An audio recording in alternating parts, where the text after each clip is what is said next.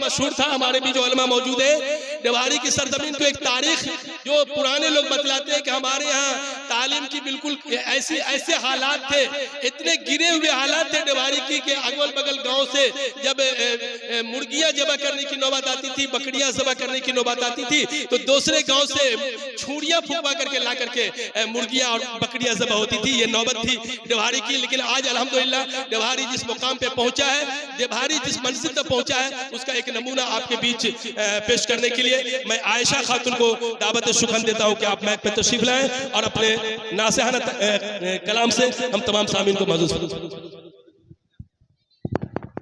अस्सलामु अलैकुम। अल्हम्दुलिल्लाहि रब्बिल आलमीन वस्सलातु वस्सलामु अला अशरफिल अंबियाई वल मुरसलीन।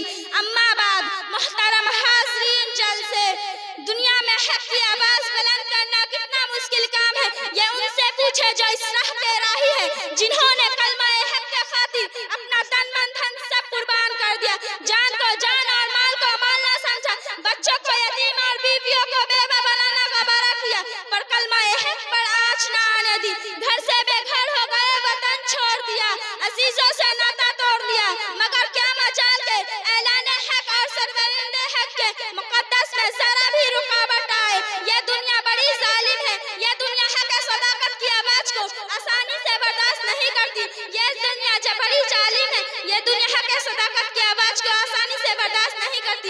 ये जालिम और जाबिर दुनिया, और इस दुनिया में बसने वाले जालिम और जाबिर अफराद अहले हक को आगे बढ़ता और सदाए हक को फैलता नहीं देख सकती।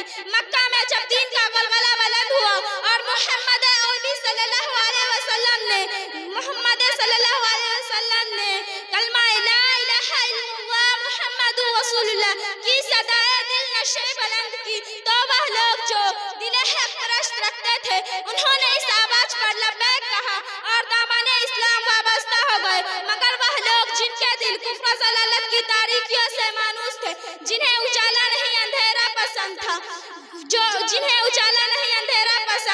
जो हक और रास्ते के अल्फाज तक सुनना पसंद नहीं करते थे, वो बौखला उठे और इस सदाए ईमानी को दबाने की कोशिशें शुरू कर दी।